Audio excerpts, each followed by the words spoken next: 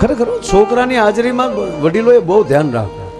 બે માણા બાપુ બાંધતા હતા અને સુધરેલા માણા બાંધે ને આપણે બચી તો ઝપટે કરી લઈએ આપણે ગામડામાં. તો હવે તો બોલી તો વાહો ભાંગી દો.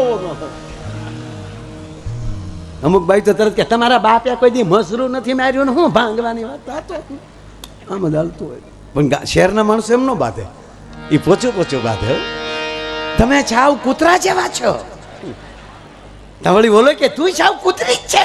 એક જગ્યાએ એમ બાંધતા હતા, એનો પતિ એમ કે તું કૂતરી, તો બોલો કે તમે કૂતરા. તો છોકરા બોલ્યા તો અમે પપ્પા ગલુડિયા ને નો સારો કરાય છોકરાને તો એ કે અમે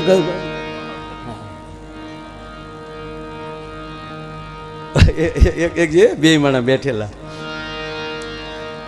એટલે રવિવાર હતો એટલે લખન સાંભળજો. રવિવાર હતો ને એટલે એમ કીધું કે એકચ્યુઅલી ચાલને આજે પિક્ચરમાં જઈએ આપણે. એટલે એની પત્ની ડાયા હતા, એણે કીધું કે આ છોકરા મોટા થયા, આ ઘરની ફિલ્મ ચાલુ થઈ. હા, અમુક ફિલ્મ જ બાપુ હારી. એમાં જે લાલો આવ્યું છે હમણાં, માયા કેરી સાદર ઓઢી,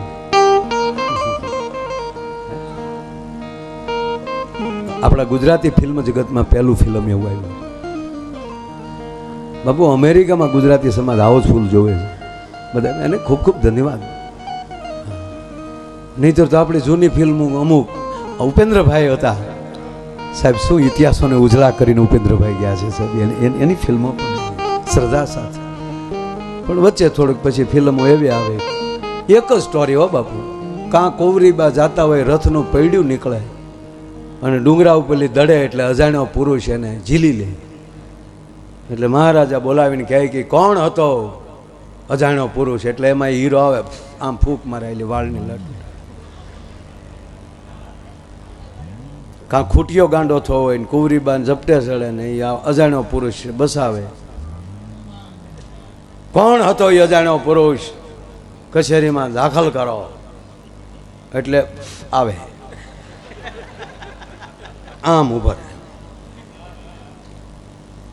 યુવાન તે મારા કાળજાના કટકાને બચાવ્યો છે, માગી લે તમારી કુંવરીનો હાથ. જાણે પ્લાસ્ટિકનો હોય. ત્યાં વળી સનેલતા ગામને જાપે મળે, મારા બાપુજી કોઈ દી આ નહીં પાડે. પણ એમ હા પાડી દે તારા બાપ, તું હવે આવી વાત તું શું કામ કર? પછી બધું આ ભાગવાનું ચાલુ થયું. પણ સરસ આ લાલો ફિલ્મ આવ્યું. પણ આ બે માણા બેઠેલા ને છોકરાઓની હાજરીમાં ચાલને પિક્ચરમાં જાય. એટલે છોકરા તો રૂમમાં હતા, એટલે એની પત્નીએ કીધું કે આ છોકરા મોટા થયા, ભણવા જાય, તારા ડોહા લેશન કરે રૂમમાં બેઠા બેઠા. છોકરાઓને લઈને ફિલ્મમાં ના જવાય, એની પત્ની કહે છે, અને હકીકત કીધું. એવા ફિલ્મોમાં પરિવાર અરે જવું નહીં સાહેબ. હું ફિલ્મો સારી જ છે, કાલ ન કરી આવશે માફી માગો. ફિલ્મો સારા જ છે બધા, જેને જોવો એને જોજો. પણ માવતર બેઠા ને અમુક એવો સીન આવીને ઊભો રહી જાય ત્યારે છોકરાને શું મોઢું દેખાડવું?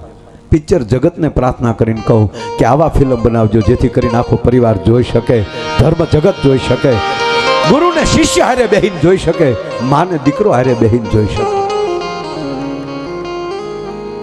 એટલે આને કીધું કે આપણે છોકરાઓને લઈને ન જવાય. ત્યાં કે હું છોકરાઓને સમજાવી દઉં, આપણે જઈએ. એટલે છોકરાઓને બોલાય, બેટા અહીંયા. હા પપ્પા, અમે દીકરા જો અમે છે ને લુરિયા બાજુ જઈએ છીએ, ત્યાં લવકુ બાપુ એને ઓલા આશ્રમમાં સત્યનારાયણની કથા રાખી છે. એટલે 1.5 કલાક જવામાં, 1.5 કલાક આવવામાં, અને કલાક અમે ત્યાં કથામાં ખોટી થશું.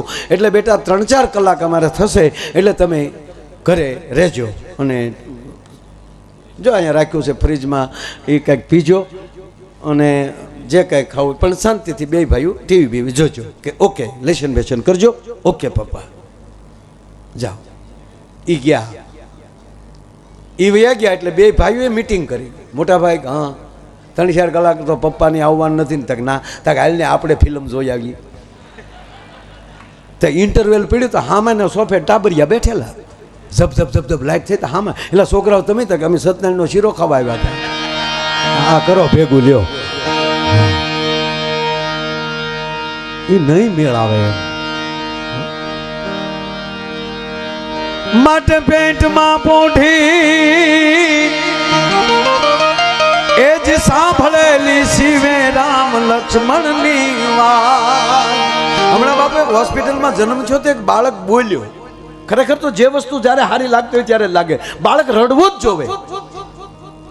જન્મતા જ રડે તો જ. અને ન રડતા ડોક્ટરો ઘણા બેઠા જોજો એને ગરમ પાણી હહેકું નાખીને એનો કફ કાઢીને એને રડાવે છે ઊંધું થોડુંક રાખીને. આ તો રડ્યું નહીં.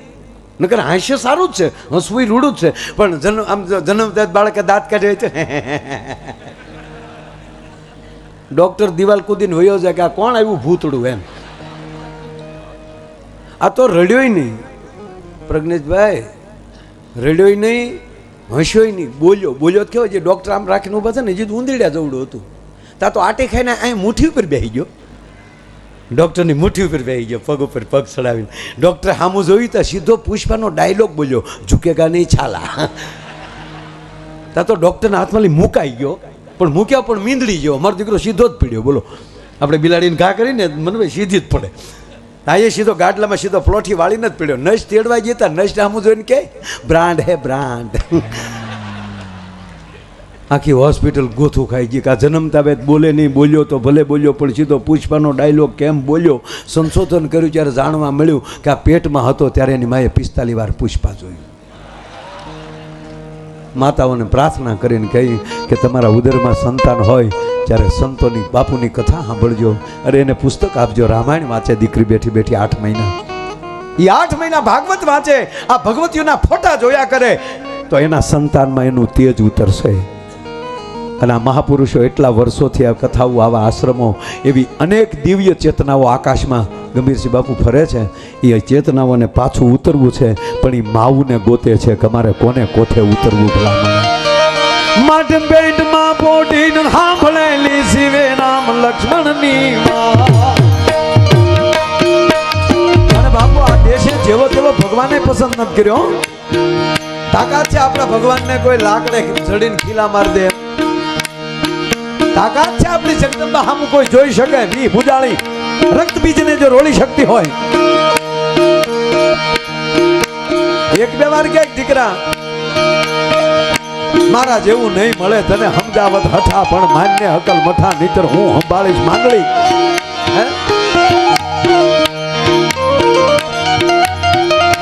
કાક બાપુ લખે છે સાવ સુવાળો નથી આ રાઘોયા ભારતે કાયર દે.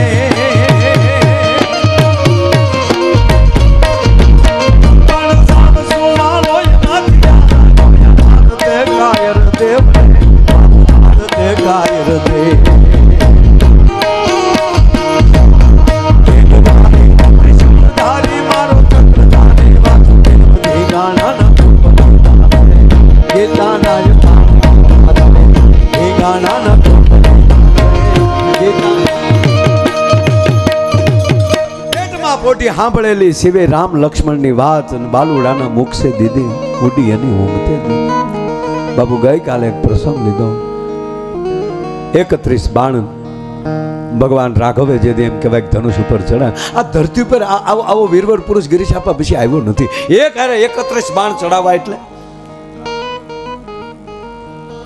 આ ભગવાનને જોઈ છે બાપુ. એટલે એવું જ લાગે કે આ મહાપુરુષો અને આપણે રામને ભગવાન શું કામ કહે છે.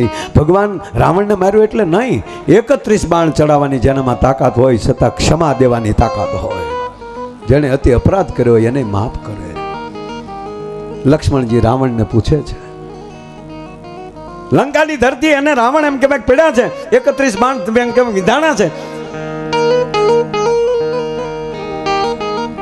લક્ષ્મણજી કહે છે, હે મહારાજ લંકેશ,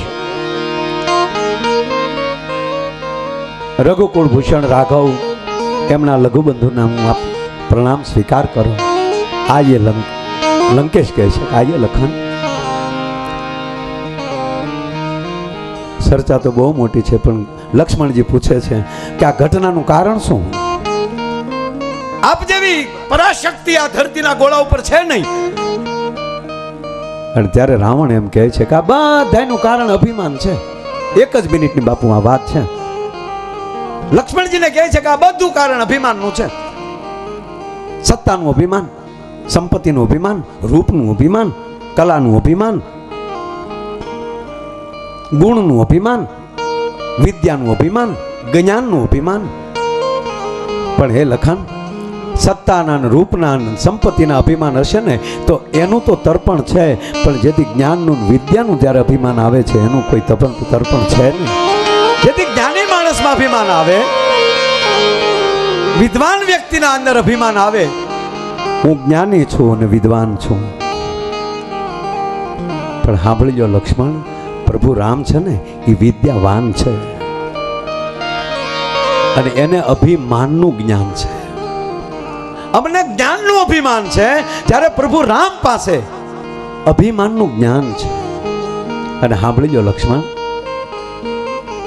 જેને વિદ્યાનું અભિમાન આવે, જ્ઞાનનું અભિમાન આવે કે હું જ્ઞાનમાં આગળ વયો જાઉં, વિદ્યામાં આગળ વયો જાઉં, એ પોતાના દુશ્મન સમજે, પોતાના હોય ને એને દુશ્મન સમજે. અને જ્યારે વિદ્યાવાન હોય ને એ દુશ્મનને મિત્ર સમજે. એટલો ફરક પડે છે, એટલો ફેર પડે છે. સાંભળી લો લક્ષ્મણ, મને મારો સગો ભાઈ વિભીક્ષણી મને દુશ્મન દેખાણો, પણ જ્યારે પ્રભુ રામને દુશ્મનનો ભાઈ હોવા છતાં સખા મિત્ર દેખાણો, ત્યારે બાપુને બધાને જોઈને ત્યારે એ જ લાગે જેણે અનેક વિરોધ કર્યા હોય પણ સામે આવીને ઉભો રહ્યો ત્યારે સ્વીકાર કરે છે. એમાં પ્રેમ દેખાય, એમાં મિત્રતા દેખાય.